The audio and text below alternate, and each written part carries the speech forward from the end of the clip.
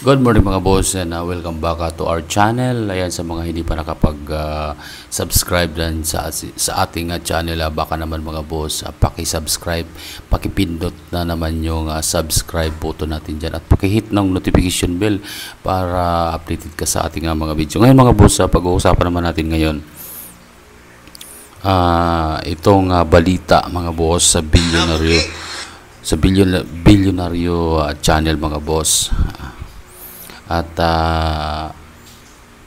regarding ito sa mga trolls, yan, sa mga trolls mga boss na kumakalat sa social media, ayan mga boss, panoorin natin. Ang umano'y malisyosong paggamit ng ChatGPT ng PR firm ng anak ni ultra-bilyonaryo Yossi Tangco. Ang goal, siraan daw si VP Sara noong eleksyon. Yan ang agenda report ng ating Mojo, Joan Manalo. AI of Philippine ChatGPT accounts na napapabalitang ginagamit ang platform para mag-generate ng social media comments na pumupuri kay President Bongbong Marcos at tumutuligsa naman kay Vice President Sara Duterte. Sa report ng OpenAI na may pamagat na Disrupting Malicious Uses of AI, sinabi nito na may ChatGPT accounts na ginagamit ang kanilang AI platform para gumawa ng English at Taglish comments in bulk volumes. Ang mga nasabing comment, posted daw on TikTok and Facebook at nakapokus umano sa mga politikal at current events sa bansa, partikular na sa hidwaan ng Duterte at Marcos camps. Revelasyon din ng OpenAI, konektado ang aktibidad na ito sa Common Sense, na isang commercial marketing company sa bansa na nakabase sa Makati City. Ang founder at tumatayong CEO at president ng kumpanya, ang bilyonaryo na si Joseph Agustin Tangco o mas kilala bilang Jager Tangco. Kilala rin si Tangco bilang pinakabatang board member ng Philippines First Insurance Company Incorporated. Naupo siya noong 2016. Siya rin ang president at CEO ng Maestro Holdings, Philippine Life Financial Assurance Corporation at PhilCare. Kasalukuyan din siyang kasapi ng Board of Directors ng STI Education System Holdings bilang Vice President for Investor Relations. Ulat ng OpenAI, ginamit umano ng theater actor o ang mga nasa likod ng comments ang ChatGPT para i-analyze ang social media post tungkol sa political events sa bansa, lalo na tungkol kay PBBM.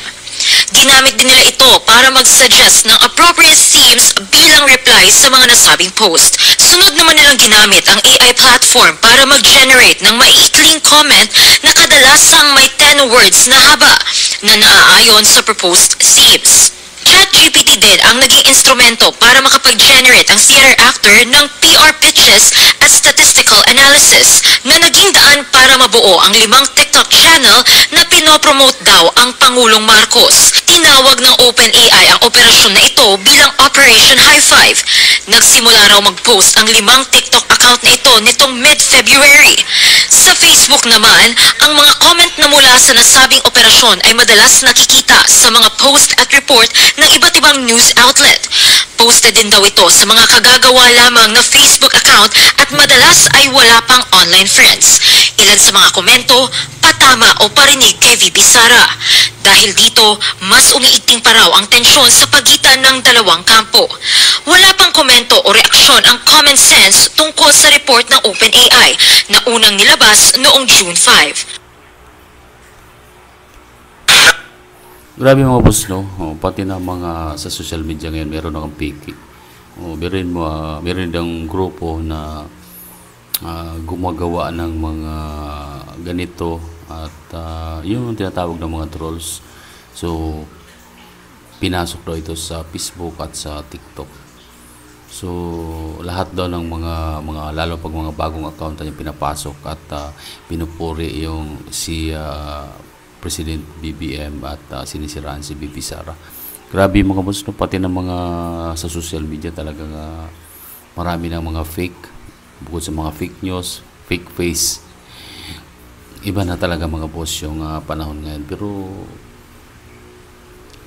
magugulat ka na lang sa daming tumutulig sa administrasyon ngayon. Parang kung mag-comment ka doon sa mga video, parang merong doon na talagang ipinagtanggol pa yung administrasyon sa mga kabalbalan, mga katiwalian na ginagawa dito sa ating gobyerno. Doon ka lang mapapaisip.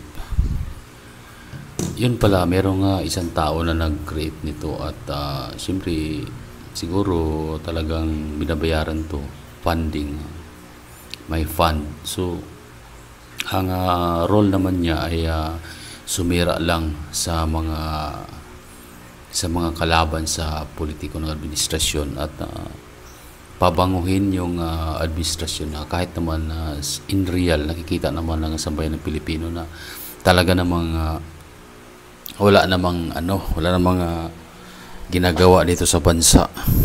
So grabe mga boss, no? Gumagamit na sila ng mga ganyang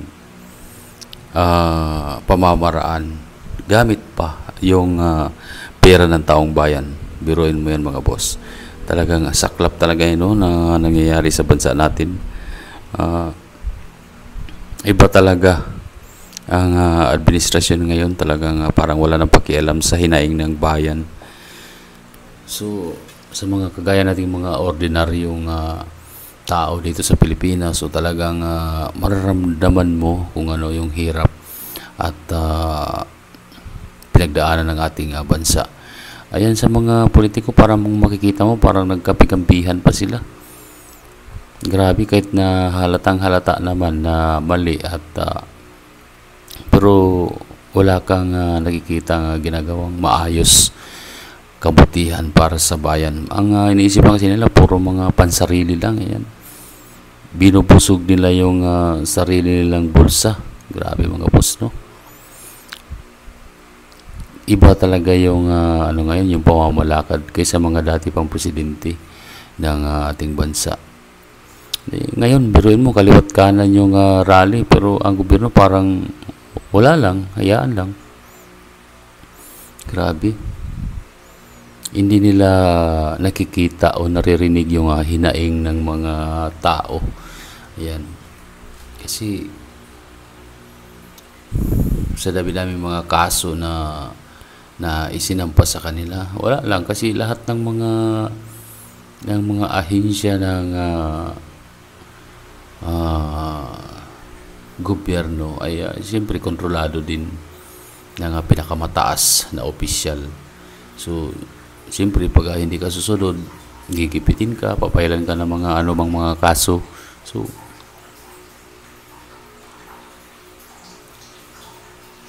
grabe yung mga boss, no, yung nangyayari sa bansa natin. Talagang kung hindi pa tayo magising sa katotohanan nito, ewan ko na lang mga boss. Kayo mga boss, ano ba yung mga comment nyo regarding dito sa mga trolls, yan sa mga AI na yan? Dapat ito tinatanggal o pinapailan ng kaso yung mga gumagawa ng mga ganito. Kasi wala talagang nakakasira ng imahe ng Pilipinas yung mga ganito mga boss. Ayan mga boss, kung di ka pa nakasubscribe sa ating channel, please subscribe and pakihit na rin yung notification bell para ma-update ka sa ating mga upload video. Ayan, maraming salamat mga boss at hanggang sa muli.